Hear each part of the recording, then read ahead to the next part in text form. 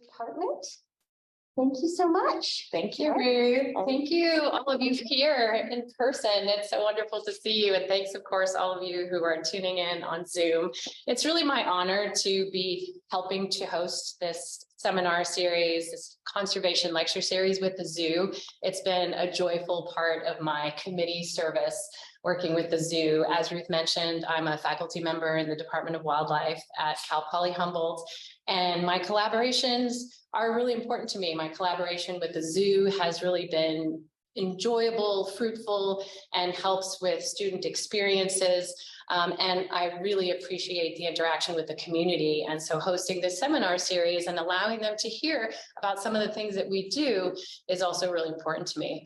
And so I'm also honored to be able to introduce tonight's speakers, who are members of the rogue detection teams. And I'm so pleased to be able to invite them to speak to you as people who I've collaborated with in wildlife conservation.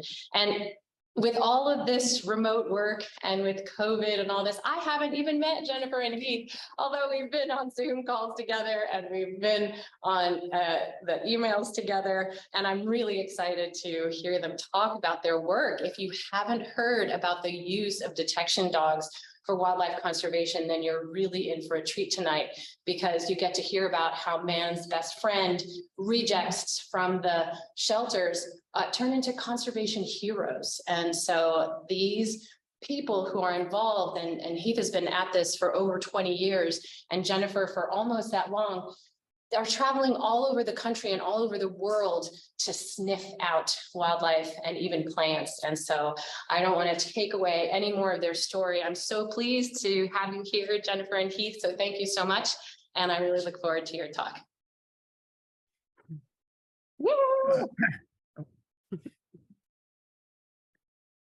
That was such a nice introduction. You guys are good to go. Okay, we start now. Okay. We weren't sure. Well, hi, everyone. We just want to say thank you to the Sequoia Park Zoo Conservation Lecture Series for inviting us here to talk about our work. I'm Heath, even though you can't see me right now. We'll turn on our video in a little bit. And you want to say hi? Oh, yeah. And I'm Jennifer.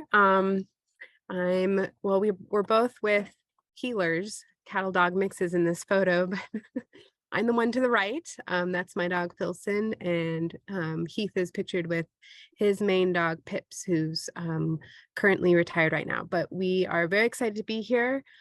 Just a little bit about us, so you know who when they can't see us, who we are. We're first and foremost wildlife biologists. We actually don't consider ourselves dog trainers, but what is so wonderful about what we do is we find these dogs in shelters, and we harness their desire to sniff to help scientists and researchers locate data. So we're also conservation detection dog handlers, and Heath and myself are the two co-founders of our program, Rogue Detection Teams, which is based in Washington State. But as mentioned, we travel around the country and around the world to conduct our surveys. And yeah, next slide, I think. Oh, just to jump in real quick, we've been doing this for about 2 decades now, or it seems like a long time. But we founded Rogue Detection Teams in 2019, just prior to the pandemic, which was a really interesting time to start a new program. And currently we have 11 dogs in our program. Next slide, please. Thank you. So yeah, dogs, right? We all love them. Actually, Heath and I, funnily enough, are both cat people. So how did we find our way into this field? Yeah, so there's a lot of amazing parts to the work we get to do, but one of those amazing parts are the dogs. And when I started 20 years ago, I got to meet Gator, who was another Australian cattle dog, and he had been scheduled to be euthanized, and he was rescued by the Department of Corrections in Washington State, and he failed out of that program. And his only option left was to work with wildlife. So through a very long story that I can't share right now, Gator and I met, and it changed my life. He changed my life. And I had, prior to that, I had been a wildlife biologist and trapped and tagged and radio collared and done all of the things that you normally do, and thought that was the only way to kind of be in this field. Gator showed me another way, and that's what we'll talk about here today. But just to wrap up that before I get too wrapped up in Gator, all of our dogs are rescue dogs. We have had some owner surrenders over the years, and that's mostly because the shelters wouldn't take their dogs. And so we have kind of the motley crew, the misfits, the rapscallions, and as our name implies, the rogues of the dog world. They don't make great pets. They have this insatiable desire to play fetch, which we'll talk about more. And a lot of them had been returned multiple times and were scheduled to be euthanized before they found us. Next slide, please.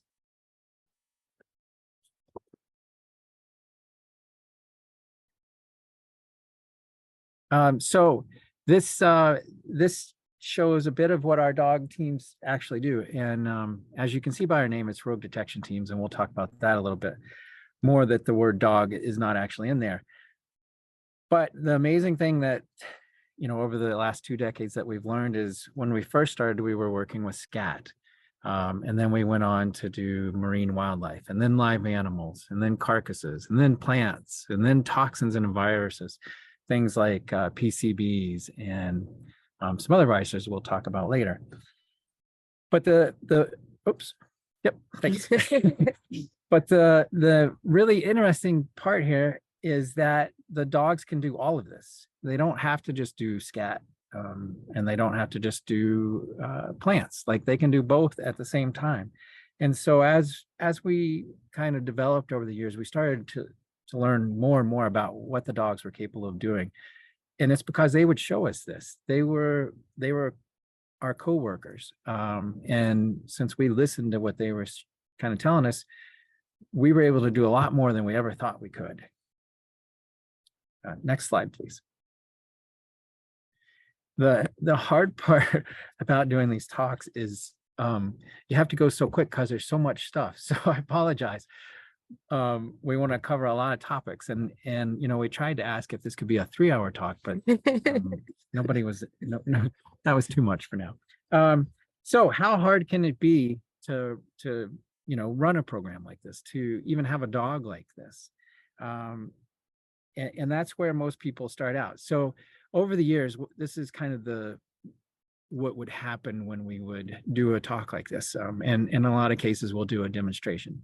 So you give the talk, everybody's really skeptical of that this could work, and not so much nowadays, but they used to be really skeptical. You do the demo, and everybody watches the demo, and right after that, everybody's like, oh, my dog could do this. They'd be perfect for this. These dogs aren't your pets. They destroy things for the most part. We have a kennel facility we're building right now for some of them, and it's constantly getting eaten. They have to go out and play constantly. They need a job. They need something to focus on. And that's what makes them perfect for our line of work. Because when you go to the field, it may be play to them, but sometimes we actually have to put a leash on them to get them to go home. Because they want to keep working, they want to keep playing, they want to keep finding the next scat or the next plant or the next carcass. It's like an insatiable desire for them to do this. But when you bring them home, they don't want to just lay on the couch. If you leave, they're like, I'll find something else to do. I'll tear all the curtains down. I'll eat through the couch because there was a tennis ball back there you forgot about. One of the dogs that used to be in our program prior to us adopting her, she chewed through a chain link fence because there was a tennis ball on the other side.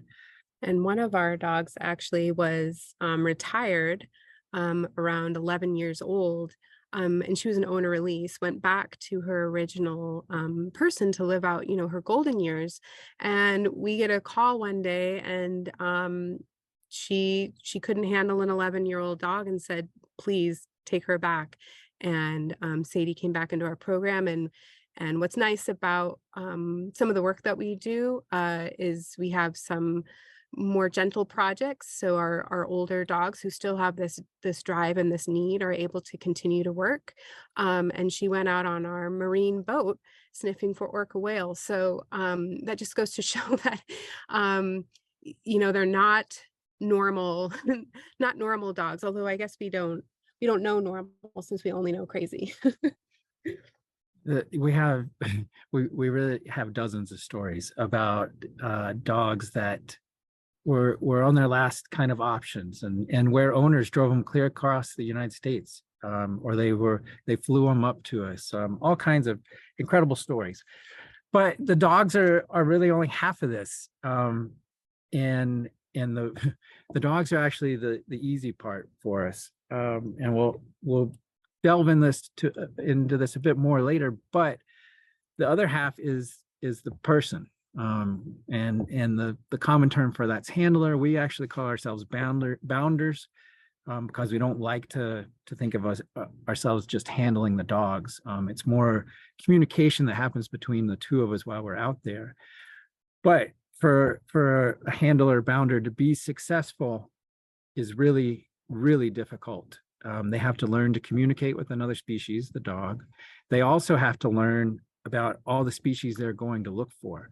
They have to learn about different scats. They have to learn about different ecosystems and how things are moving through the environment. And thankfully, the dogs will teach us a lot of that, but there's tons of resources we can also go out there to learn. On top of all that, though, you're in the middle of nowhere for the majority of the year, and you're moving from place to place. So you don't have a home, you don't have TV, you don't have internet most of the time. And you might be living out of your car, you might be living out of a tent. You might be living on the porch of a house because you can't live in the house because there's killer bees in it. That's a true story. So it's a crazy lifestyle. And it may sound, you may be sitting there thinking, oh, that sounds incredible. Sign me up. Yeah, we have a lot of people that feel that way, that don't feel that way once they're in that situation. And so finding folks that want to work with kind of your obnoxious knotheads of dogs, like Dio pictured here, is probably the biggest hurdle for this job. For this field. For this field, yeah. Mm-hmm. And right now there's it's become a really popular field, and there's a lot of folks wanting to go out there and do this work and use their pets. And we'll talk about that, I think, in another slide, which might be the next slide. So we can jump to the next slide, please. So this could be an entire presentation just in itself, in selecting the different dogs. And I've been doing this for 20 years now, 23 actually. And I learn something new every year, because the dogs are such amazing teachers. And one of the most common things over the years has been, we'll have a dog come in the program, and everyone will say, oh, we shouldn't keep that dog, they're not going to be able to do this. And invariably they end up doing it, and they end up becoming incredible. So incredible that the folks that said they couldn't do it say they shouldn't go anywhere because they're too valuable to send on another project. Thankfully, the dogs love this work, and I really love seeing them grow and change. So this is a fairly old picture. If you do get to see me later, I unfortunately don't look quite as young anymore. But some of the dogs here, just real quick, Allie, Waylon, Chester, Pips, and I think that's Winnie. Might be Pepsi. Oh, it is Pepsi. That is Pepsi. The Black Labs get to be a little harder to tell apart. As you can see here, I'm holding a class, and all that really matters there is that little ball that I have in my hand. They are so fixated. These dogs in the photo are not really your social, I want to play with everybody, even other dogs. But as you can see right here, they don't care about that. So selecting them is somewhat easy, as you can walk through a shelter and take a tennis ball and you want to look for the dogs to do a certain thing. Now you may be thinking you're looking for the dog that's like super excited to see that ball. And that's generally the dogs that we get calls from the shelters about. And you go and you look at the dog and you've got the tennis ball and they're like jumping on the door, going crazy. You open the door and they run right by you and they don't care about the tennis ball. They just were excited. The dogs that we actually look for, if you don't know what you're looking for, it looks like they're kind of just sitting there. But when you walk by and they see that tennis ball, they actually focus on it and they'll start to shake. They're so excited to play with that tennis ball. If you pretend to throw it, they'll turn and run to the back of their run there looking for it. And you take them out and you play with them. And a lot of programs will do things like where they try to scare the dog, or they see if it's aggressive to people or to other dogs. For us, we don't have to worry so much about that, in that we're out in the woods in remote areas, and we don't have to have our dogs interact necessarily if they don't want to. It's their kind of prerogative if they want to have friends. And a lot of the dogs in our programs do have buddies and friends they get along with. Some would rather be kind of just play one-on-one. The thing that's really incredible, though, is you get these dogs and they've come from, I would say in a lot of cases, since they do misbehave and get into trouble, they've come from fairly negative backgrounds. And you can see this, they may be afraid for you to touch them. If you pick up a stick or a broom, they might just have a very abrupt fear reaction to that, which could be aggressive or could be something else. But as they start to learn what their job is, their demeanor changes, their body physically changes, even the way they walk, the way they hold themselves. And then over time, their muscles even start to change how they look.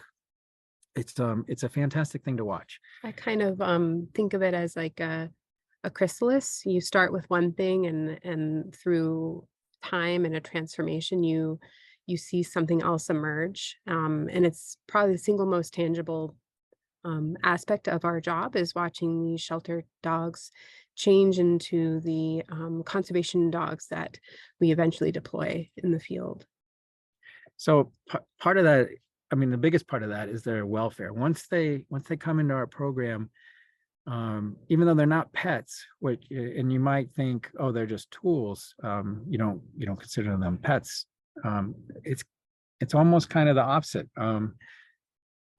They are everything to us, and we try to do everything we can to make sure they have the best food, the best care, that they get out. I would say our dogs, for the most part, get out a lot more than, and this is not when they're working, this is when they're here, a lot more than your average pet would. When they're working, yeah, there's no way to even simulate that. They'll be out for hours, and climbing mountains and wading through streams and having a heck of a time. But they're not just tools to us. They're our coworkers, our comrades, our Colleagues. They're our life. But as I'd mentioned before, they don't have an off switch. We've had a few dogs that did prefer couches when they weren't working, and that was just kind of the luck of the draw. But the most of them, like I said, would eat the couch. And once they're in our programs, they're a lifelong commitment. As Jennifer mentioned, even as they get older, we find that we can use them on things like a boat or in an education program, or you'll see some virus work that we've done that was indoors and much easier on them than as opposed to climbing a mountain. Next slide, please. And Heath kind of already went into this, but I just love this photo. I think it shows kind of what we're looking for. Athena was a dog I worked with in Nepal and Vietnam for pangolin research. Penguins are one of the world's most trafficked animal, more so than even elephants and rhino. And she and I traveled to Nepal a few years back. And what was really exciting, because of IUCN restrictions on sending samples into the US, we actually didn't have training material. We had to be on the ground in Nepal trying to find pangolin scat to teach our dogs the odor. And that takes a lot of trust. And Athena and I hadn't worked with one another that frequently up until this project. I had actually wanted to bring another dog on this project. Long story short, the reason why and kind of the secret sauce behind this methodology is once again that ball. I knew that I could work with Athena because she had this one desire in life, which is to play ball. And if I could tap into that, if I could learn her particular language, Athena speak, so to speak, then we could go off and discover many things together. And in fact, Athena, she was not my main dog, although I fell deeply in love with her, as I do all the dogs I work. But she taught me something incredible on that project. No one knew that pangolins buried their scat. And when we were out on a project together, she had this moment where she was sniffing leaf litter and kind of pawed at the ground. And we don't teach our dogs a very active response. We want them to be passive, to not disturb the sample or the DNA. We'll get more into that soon. But she looked at me like asking me a question, and I looked at her, and it was all the silent communication. And I tilted my head and I was like, okay, what you got?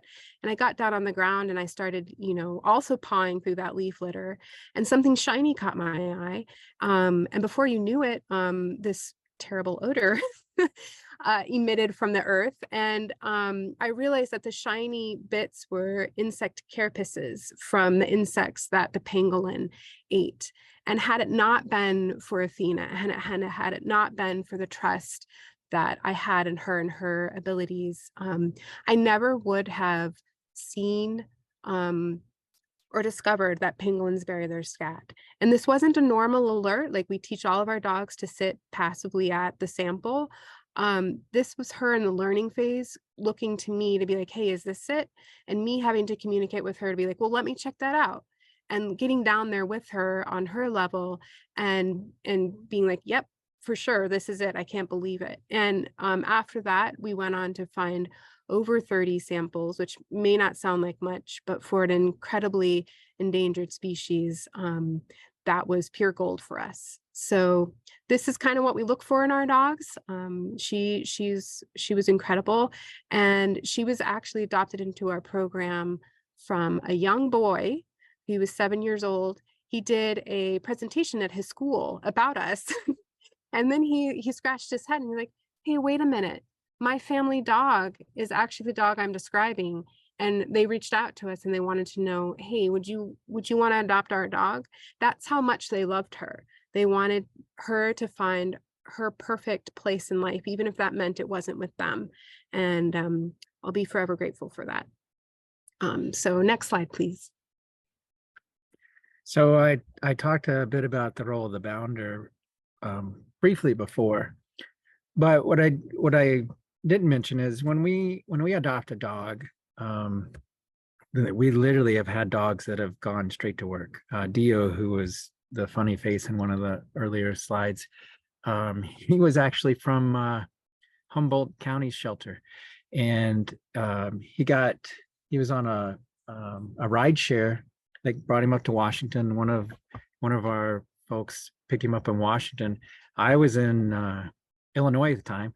They drove him out to Illinois. He got out of the car, and we were looking for bat carcasses on a wind facility project. He got out of the car and we went to work, and he was good to go. Tucker, who's another kind of somewhat famous dog that did the killer whale work for a long time. When we picked him up, he was from a shelter in Washington. It was like he already knew what he was supposed to do, like right off the bat. And there's a lot of dogs that do show up like that. So when you have a dog show up, there's not a whole lot of, and I'm doing air quotes here, training that really goes into them. We do work on things like certain commands or making sure they're not going to chase wildlife and that, you know, everything will be safe. But it's when you learn how to communicate with them, it can be quite clear and quite quick that things happen. And it's unfortunately, when you're learning how to do it, it can look like magic. But that's the flip side of it. When you bring a person in to do this, it's not something you can just lay out in a book and you follow these steps and you do this. Each dog's different, each person's different. And what it really takes is experience. So I generally say that for a person to learn how to do this, it takes about 2 years. And that doesn't mean that, you know, people don't go to the field prior to 2 years, because you have to get out into the field to start learning different things. But teaching a person to do this is extremely difficult. And we have a program, what we call a shadow program. And so folks will come and we'll go over the basics and everything, and folks will learn that, and then we'll go to the field together, go on like either a real project or one that we're doing to kind of set them up, and we'll work with the dog together, taking turns. And we'll do that for a couple of days. Then that person gets some days on their own where they can make mistakes and not, you know, worry about me being over their shoulder, critiquing everything they do. And then we'll come back together and work a couple more days together, and they can, you know, think about the things that they were having difficulty with. That works really well. It's not easy for everyone to be able to do that. A lot of folks want to start up a program and they're like, can we rent or buy your dogs? That's a very common question. And looking at places in other countries, especially Europe, when they're going to rent or buy a dog, they want to rent or buy generally a Malinois. Another purebred. Or another purebred. And I've worked with a lot of folks, a lot of handlers over there with Malinois that, and if you don't know what a Malinois is, they're a very amazing dog breed, but they can be very difficult, and they can even be dangerous when you don't know what to do with them. And I've worked with a lot of folks where they'll constantly send their Malinois to a trainer somewhere to get fixed, and then they'll get it back and it'll be okay for a couple of weeks, and then it's misbehaving again and they send it back to get fixed. The thing that happens is people never think it's them. It's always the dog. Even for us doing this work, when we're on a project, it's how well did the dog do, and kind of the role of the bounder gets overlooked. And that's one of the reasons we called ourselves rogue detection teams rather than rogue dogs, which is actually I think our website name. But, and that's because we really wanted to highlight that it's a team. It's not just renting or selling dogs. Or buying a dog, a purebred dog from a high drive breed and expecting, oh, it'll just work because that's what it's bred to do. A lot of what we try to share is, and why this method works, because it is a scientific method, is that relationship between the bounder and the dog. Yes. Next slide, please. So how does this method work? Well, first off, it's non-invasive. And I think that, oh, no, back one. Yep. It's non-invasive. And I think that's a really extremely important part of this. It's why I'm here, is because you have this bond that you form with the dog, which is, I think, why most of us get into wildlife work, and we're not necessarily social people. But we're looking for that connection with wildlife and stuff, and the dog provides that for us. But non-invasively, we're able to collect information on, and you'll see this in 2 slides from now, but information on a whole plethora of species at once. Well, during one day. And we don't have to interact with any of those species. We don't have to scare them.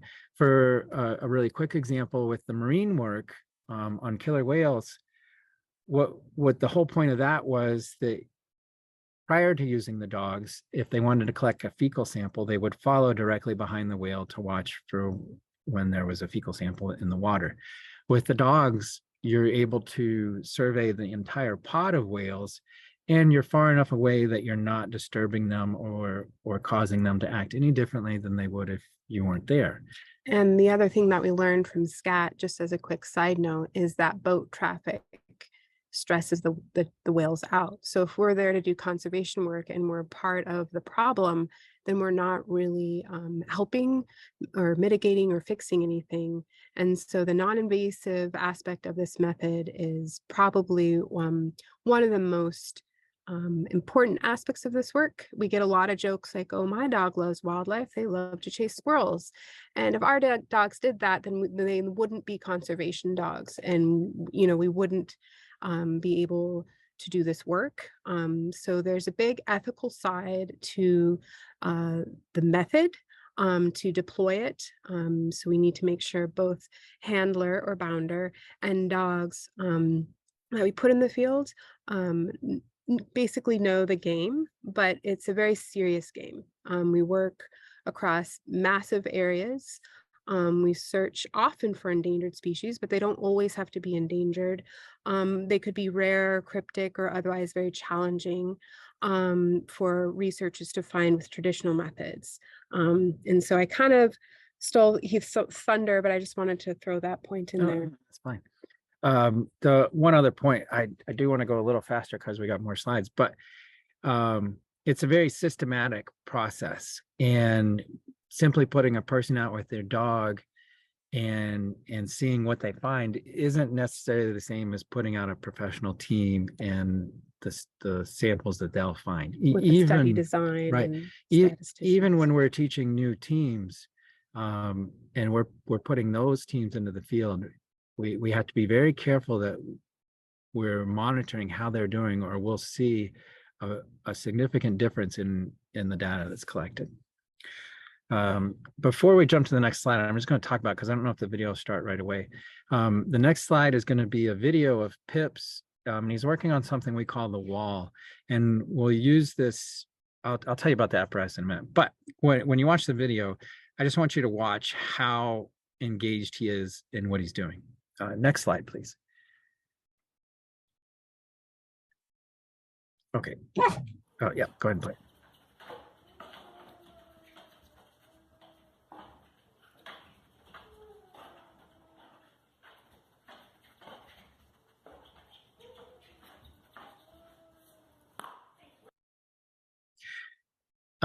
So this is what we call the wall, and there's I came up with this design a number of years ago because I wanted to, we used to live on the east side of Washington. Now we're on the, or sorry, we used to live on the west side. Now we're on the east side. On the west side, it rains about 360 days out of the year. And so I wanted something that the dogs could do indoors and be fun for them. And we call this the wall. It's basically just a 4x8 sheet of plywood. There's about 280 holes in there. And on the back side are spice jars. And we can hide an odor in there. And I can't remember what we were doing here. Do you remember? I don't remember that. It might be illegal trafficked items like shark fins. Or it could be some virus work that we're doing. But you can hide the odor anywhere in there, and the dogs will search all over it, and they love it so much that if you walk anywhere near it, they try to start working on it. If they see it across a field, they're going to run over there to try to work on the wall. But it's a very simple design.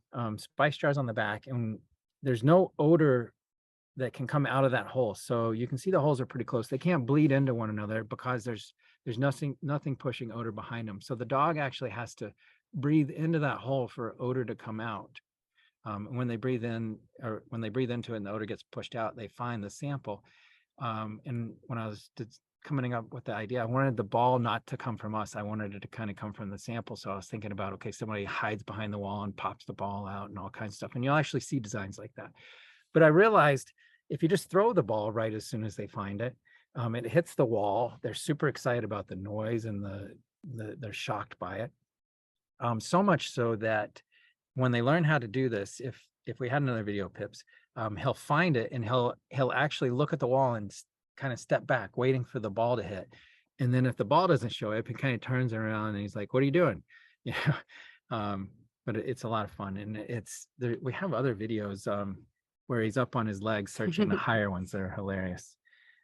Next slide, please.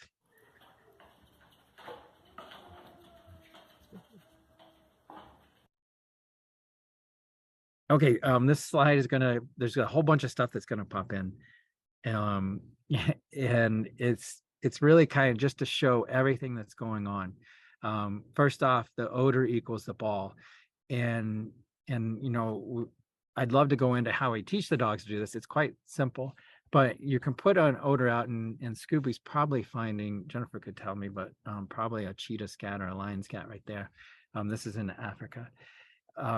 As soon as they learn that, and what we do is we'll put a scat out at our facility, and all we have to do is drop the ball. When they smell that odor, we drop the ball right in front of them. We don't throw it. We don't have them do anything. We just drop the ball, and then they go crazy and they chase that ball, and then we move that scat somewhere else. And this is like the first day they come here. Move that scat somewhere else, and they go and they smell it because it stinks, and they're dogs and they like stinky things. As soon as they smell it, we drop the ball. You do that 3 or 4 times, and they've got the game. They're like, okay, when I find this odor, my ball shows up. And then we start doing exercises further out, in the woods and stuff, and finding things we've hidden. But Jennifer and Scooby went to Africa to do this work, and they were looking for everything in this list here. So Scooby was able to learn to do all the different scats, to look for carcasses, to look for bushmeat, and to look for snares that were set out to trap animals.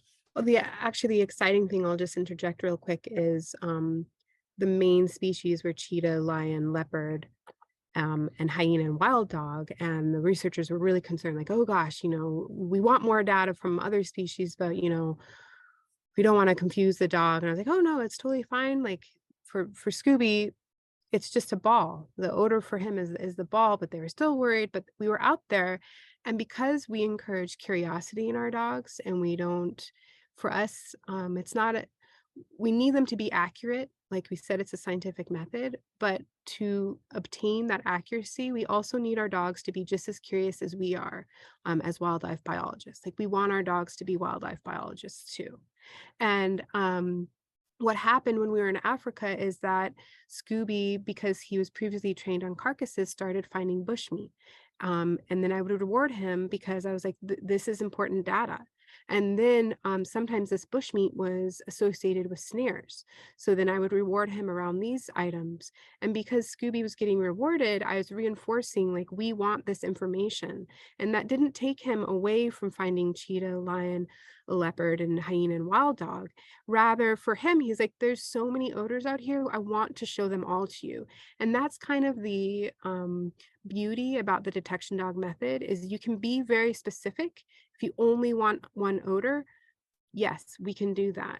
But the other thing that I love about this field is that we're out there already, and it took so much effort and a whole lot of partnerships to get us to Africa. Why limit what we can do while we're out there in a day? And for the dogs, it's a game. And so that's why we were able to collect so much other information that really provided a really robust idea of what was happening in this ecosystem in real time. Yeah. Next slide, please. Okay, if you thought the last slide was crazy, this one's just going to be, it's going to blow your mind. This is Max, one of our partners over the years. And what we want to just show here with his resume is all the different things that he was able to do. He worked with 7 different folks in his career.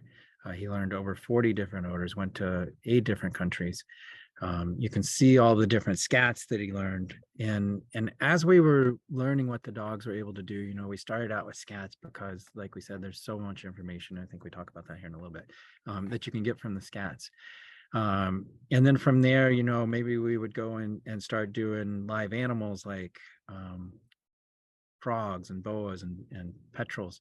And then once we started working with birds, we thought about, you know, oh, we could get the pellets from spotted owls. And then that led to things like, oh, we could find eggs and nests for different things, maybe turtles and birds and bumblebees.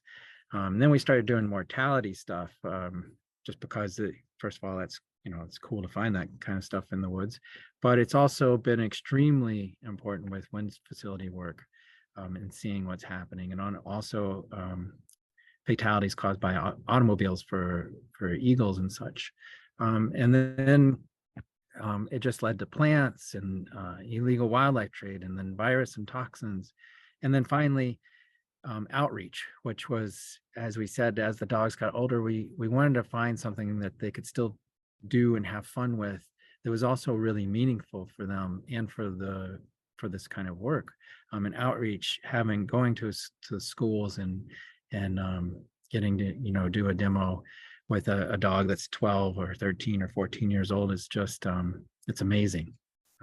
You really hope that maybe you're inspiring the next generation of conservation biologists or just folks to care about the backyard wildlife. And I think that's the true beauty of working with dogs, is they're way more enigmatic than any human.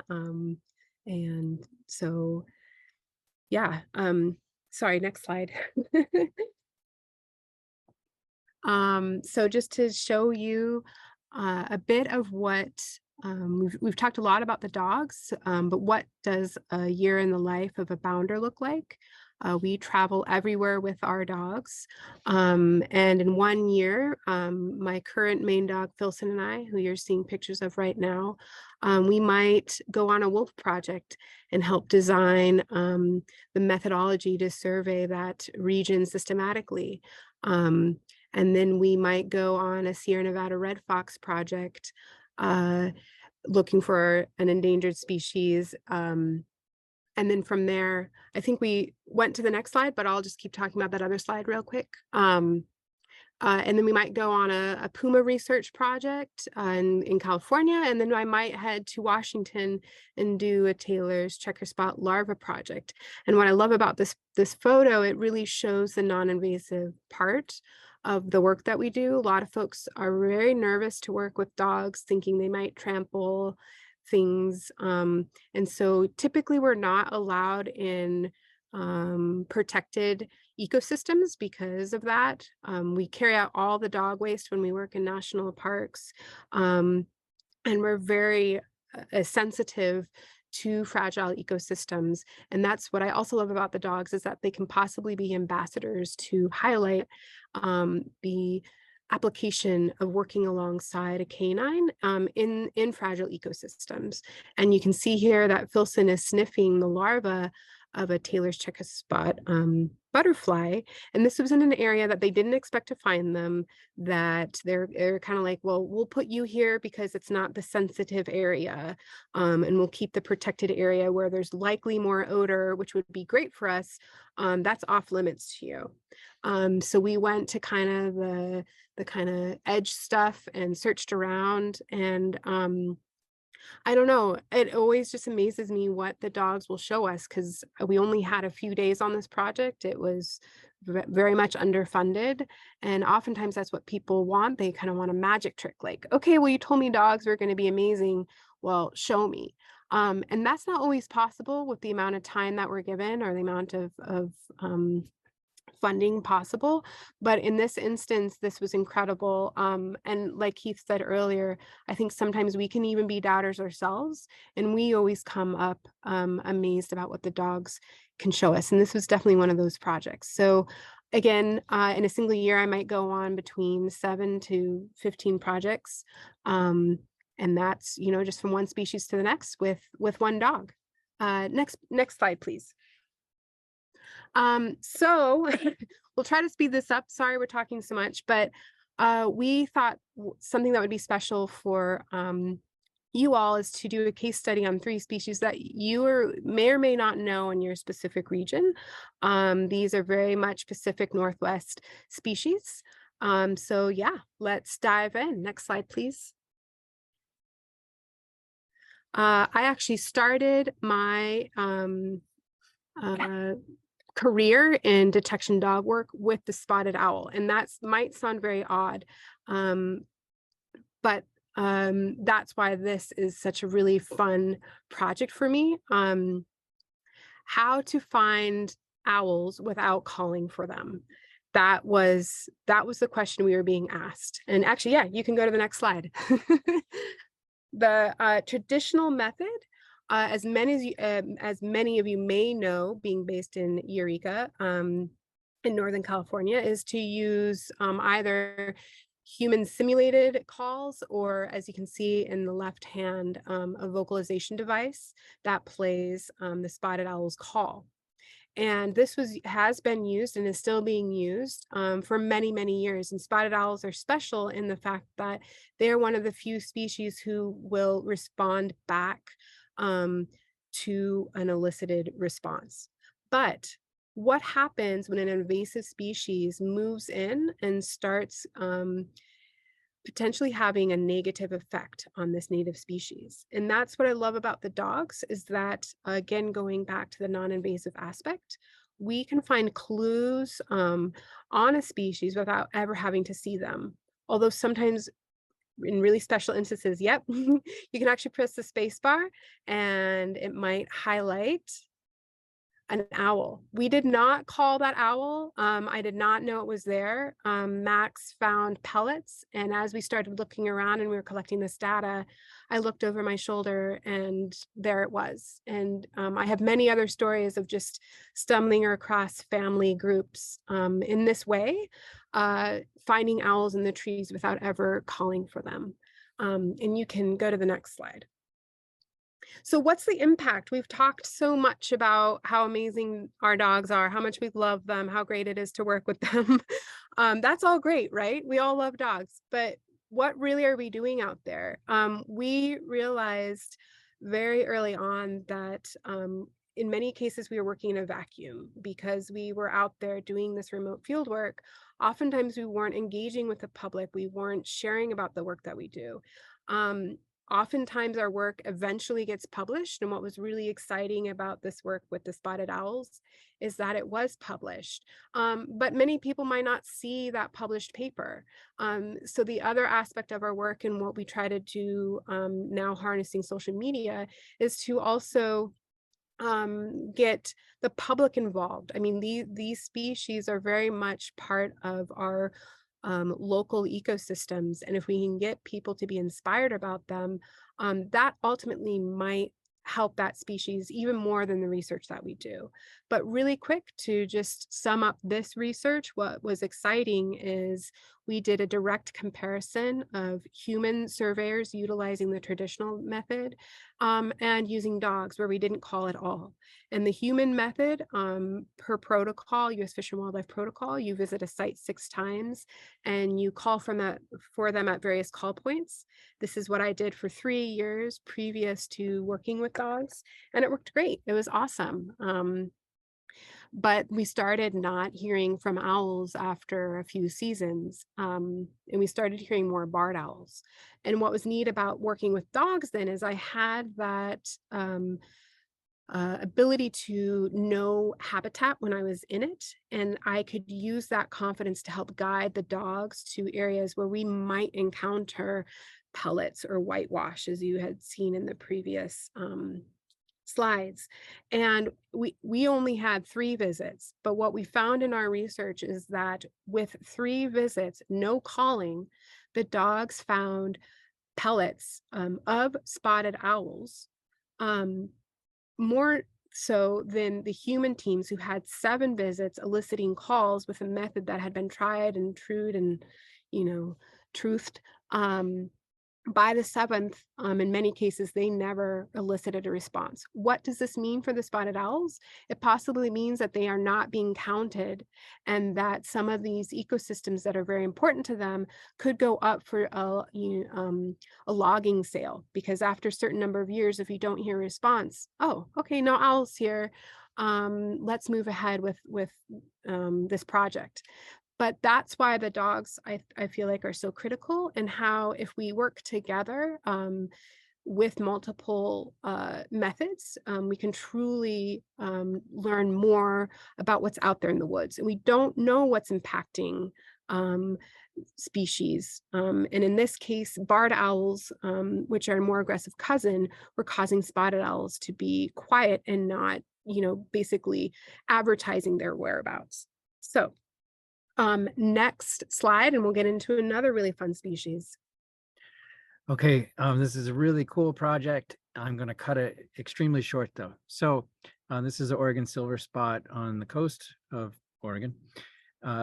It's a super tiny little caterpillar, as you can see there. And we were approached many years ago to see if we could find the frass from these. And frass is another word for scat for a caterpillar. We had some literally buckets of this shipped to us, and I was teaching. I had like a day or two before we were supposed to go to teach the dogs, because everything gets delayed, of course. And the scat shows up, the frass shows up, and I set some out on the ground to teach Allie, the dog I was working with at that time, and she goes over to smell it and it just blows away. It's like, they're like little poppy seeds. They're almost smaller than poppy seeds. You can kind of see them in the top right there. It blows away. So I had to come up with how am I going to teach this odor to her? And what I did is I took a piece of Scotch tape and I stuck a bunch of them on the Scotch tape, and I was able to then hide the tape in different places. We went to Mount Hebo to see how well she would do, and we started off in this one like field area looking for the caterpillars, and she wasn't alerting to anything. I was like, oh, it was just so quick. Maybe she doesn't know the odor yet. But we were with the researchers, of course, and everybody's like, oh, this isn't going to work. And so we go to the next spot, a different field, and she starts hitting in all these different areas. We couldn't find a caterpillar, but you can see where the little guy on the left there is munching. They leave a pretty big chew mark on these violets. And sure enough, Allie was picking out all these different violets that, when you're walking, you don't really see. And then if you get down like Pips and I are there in the lower picture, and look, you can see these chew marks, and sometimes you can see the frass. So it was amazing. It was an incredible, that first year was a really hot year. Back then they weren't quite as frequent as they are now.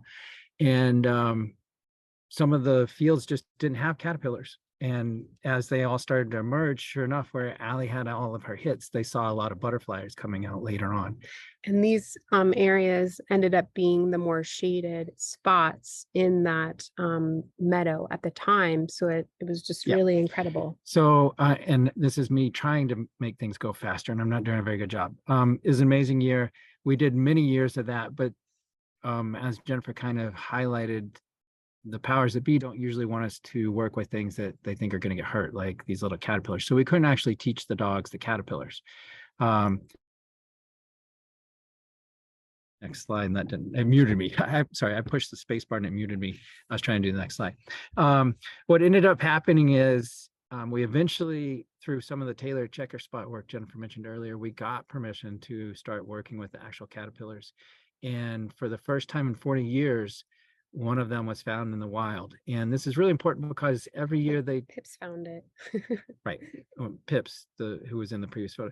This is really important because every year they release captive caterpillars to keep the population alive, but they're never sure if the population is actually surviving on its own at all, or if it's just surviving from the captive caterpillars they're putting out there.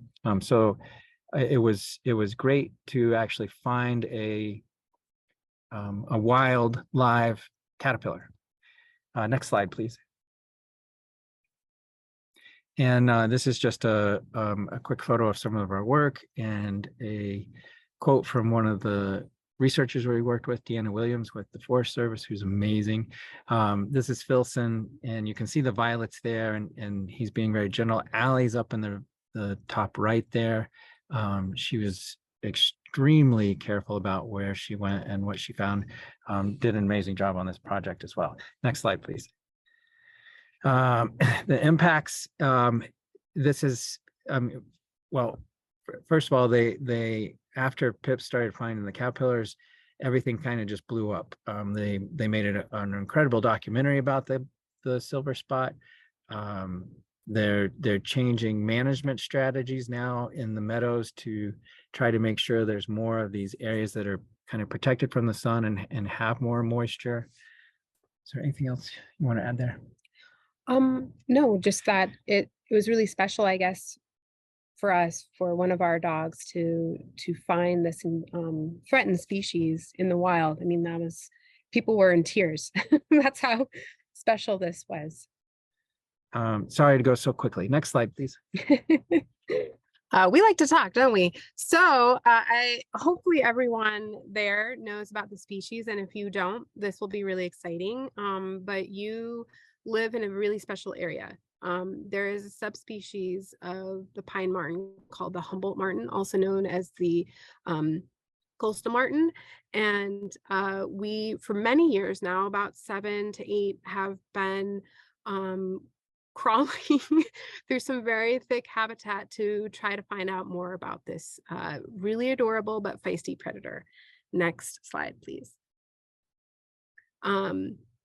And we survey in a lot of different areas. So oftentimes we're in clear cuts, we're in very managed areas, and we're in old growth.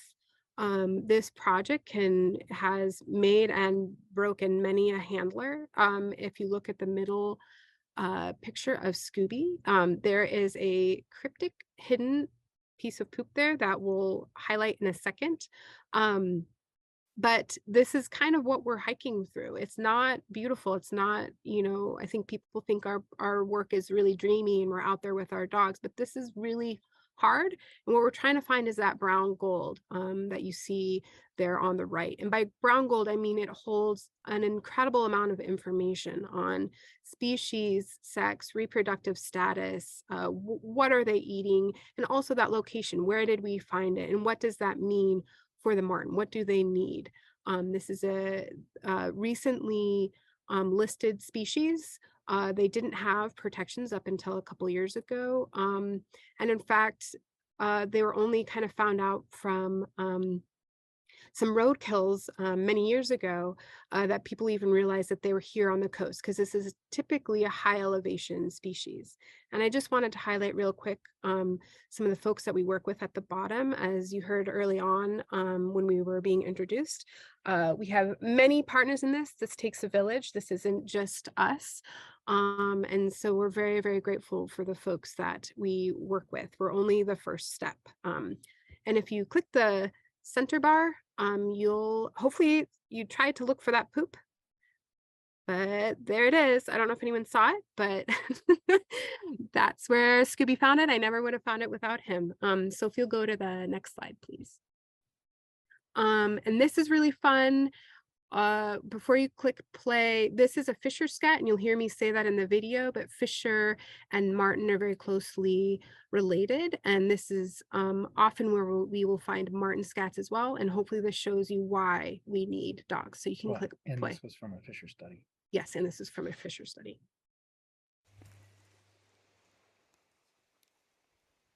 What you got?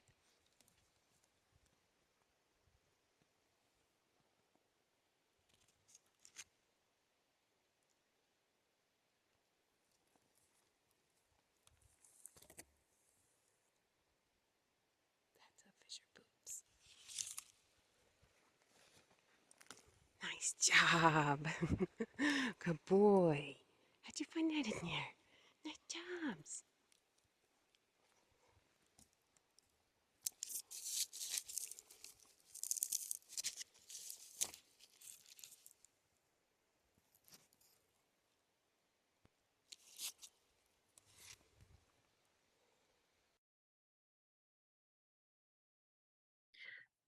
So hopefully what you saw was that darker piece of woody looking debris.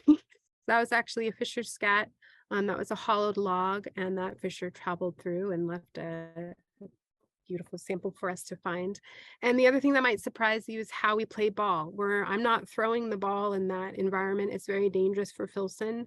And simply handing it to our dogs and basically expressing our joy and putting that joy into the reward is enough for them, and they can go for hours and find hundreds of samples in this way. Next slide, please. And if you wanted to learn more about this work, Hakai magazine made a beautiful article highlighting a lot of the history behind the Humboldt Martin. And because we're running out of time, I won't go into that too much. I just did want to highlight here, you can see a collar on that Martin. And again, what is really important about a lot of the work that we do is that we work with multiple methods. We are one method in the toolbox for researchers and wildlife biologists to utilize to learn more about these really cryptic species. So they're deploying cameras, they're putting collars on individuals to find movement data, and then they're working with detection teams like us to hopefully pick up that those DNA samples that can help give them a little bit more information. Speaking of DNA samples, if you go to the next slide. That's a poop I'm holding in some wood chopsticks. I'm very excited, and also covered in a lot of bug bites there. This is from that same article.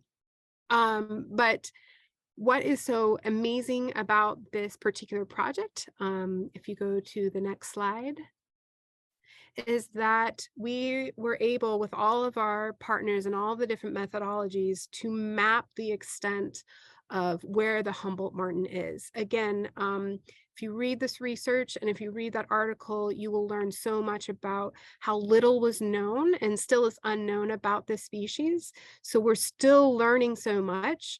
But what was really special and important about this project is that literally scat by scat, we're able to push the edge of the known boundary of the species to then inform wildlife managers and other individuals and agencies about different areas they need to protect for this species. So please go look up this research publication if you'd like to learn more, and we'll go to the next slide. It's I know it's after 8 o'clock. I just wanted to see if we should stop here to answer a few questions, or if we should keep going. We should try to wrap it up, I think. I didn't mean to go to the next slide, but like it's got wacky there. If there's anybody here that needs to head out, feel welcome to head out. How long do you think you all have? There were 4 more slides, but it's hard to not talk a lot about them. We'll make it quick. Well, Okay. I think we could probably stop there, if we'd like, and we can answer some questions. Sure. You could, if you want to skip it. These are folks we work with. If you skip the next slide, okay, well, that was there. Learn more about it. And yeah, let's answer a few questions. And we want to say thank you again to the Sequoia Park Zoo for having us here. Well, thanks so much for coming.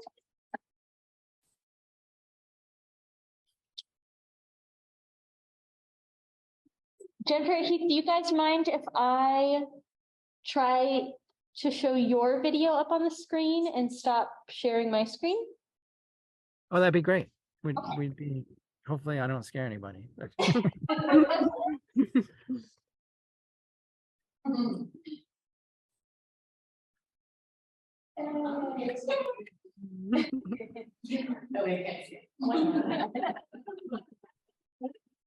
were trying to wave from over here too. Waving back at you guys. Good turn the camera. I could turn our camera if people wanted to be on view. Does anyone have questions? Yeah, I'll repeat it just so that they can hear. Yeah, I'd like to hear a bit more about how you treated the alert and final response, and if you're if you're training the same final response for each dog, for each different item that they're detecting, because obviously they're in a lot of different environments. So I'm curious how you're training that and how you're proofing that, documenting that whole process. Jennifer Heath, could you hear that? Or would you like me to repeat the question? I think I got most of it. As I mentioned, we're dropping the ball in front of them. As that progresses, we teach them to sit. So their alert for us is that they sit, and actually, initially we teach them sit, but different breeds like to do different things. Border Collies, for example, love to lay down and put their arms right around a scat. Cattle dogs like to crouch at it. Yeah, as you may have seen in the Filson video, he didn't sit or lay down, but it was a very clear look. So we don't, while we need to know, that's also part of how we work on our communication. And so if it's uncomfortable for the dogs to have a certain alert that we reinforced in training, it's totally okay if they do something different in the wild. But while we could, and we actually thought about, like when we were doing spotted owl and barred owl, teaching the dogs to give different alerts. That's something we could do, but it's not with the rapid pace that labs can identify species. It wasn't something that we ever actually needed to do. You could do that, and I've toyed with the idea of teaching the dogs to use an iPad. And actually click on, and I know it sounds funny, but actually click with their nose what species it is, just based on where it's placed on the iPad. So they can, yeah, they can tell the difference between the species. Communicating to that to us is a bit harder. So when we're doing 10 different things, we don't ask them to give a different alert. And we fill in a data form with our gestalt, which is our confidence and the dog's confidence, and the most likely species it is. So if a lab, which we didn't really get to go into, wanted to say, well, we only want high confidence wolf scats, even though we wanted you to collect bobcat and coyote, they can do a pre-screen based on what we say in the gestalt of the dog, to do those samples first. And if there's any funding left over, go to the other samples or hold those samples for other research, which is also the other brilliant thing about collecting multiple species. Any other questions here? We've got some coming in online as well. Want to give a shout out. We've got some folks tuning in from out of town in Eagle Point, Oregon. Hey, Tammy and Jenny in Cincinnati. Oh, goodness. Patrice would like to know how do you select the bounders and match them with the dogs? Oh, that is a great question. That's a long answer. It is. I will make it very short. As Heath kind of mentioned, sometimes the dogs choose us. And in Gator's case, Heath wasn't even supposed to be the handler. Gator chose him over his handler. That's another long story, but how I first started in this field was very similar.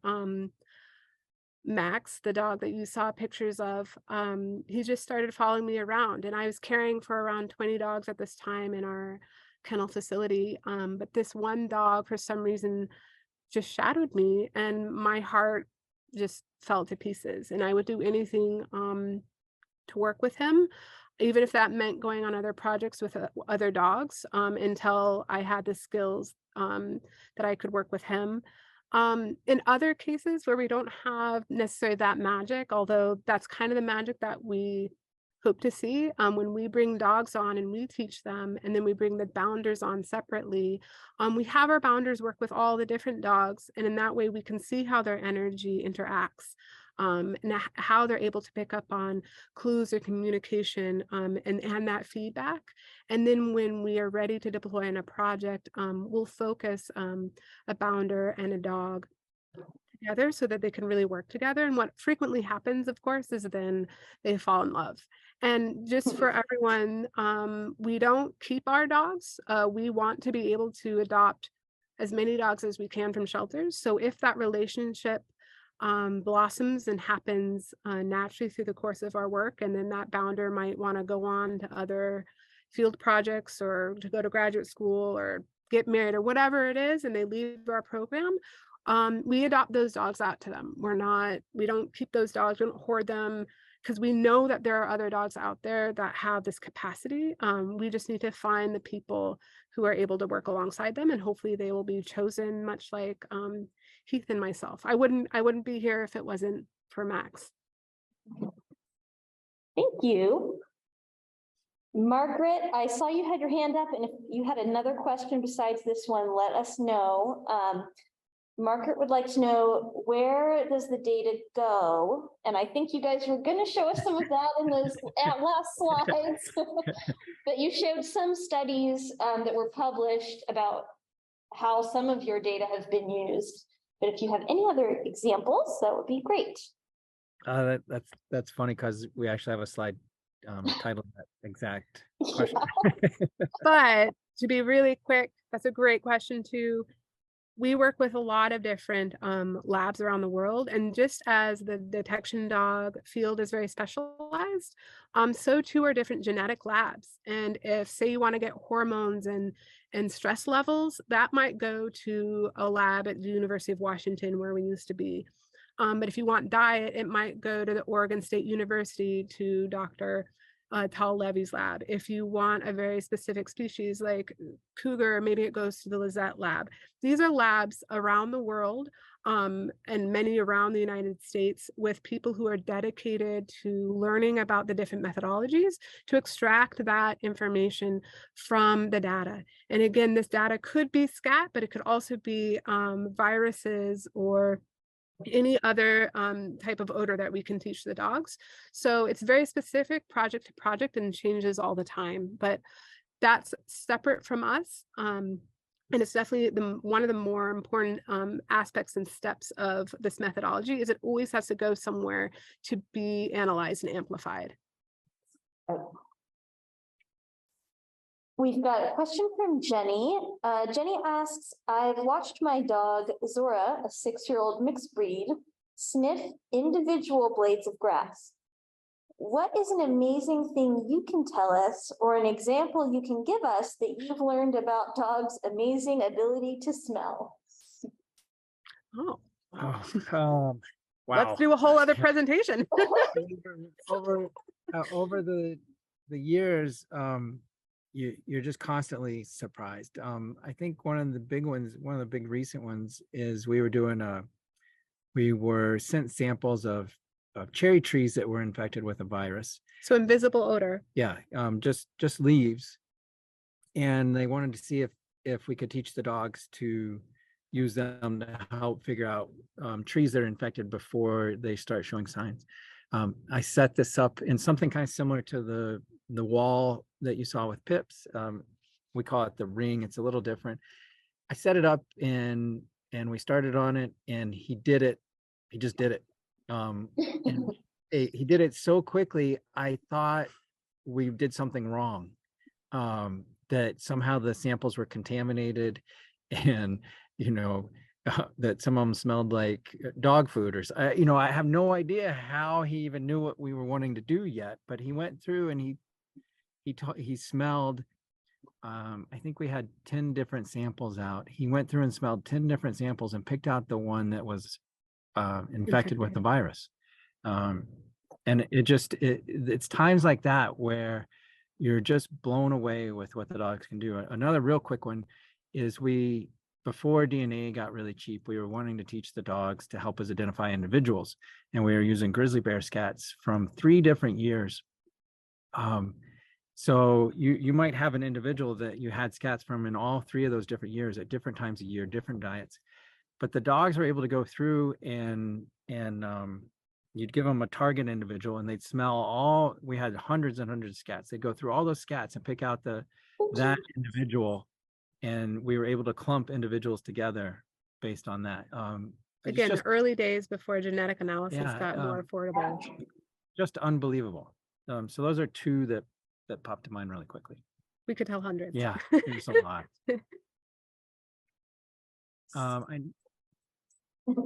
And Sherman is wondering, Yep. so the spotted owl and barred owl pellets, the dogs were able to distinguish those two species from each Yes. other?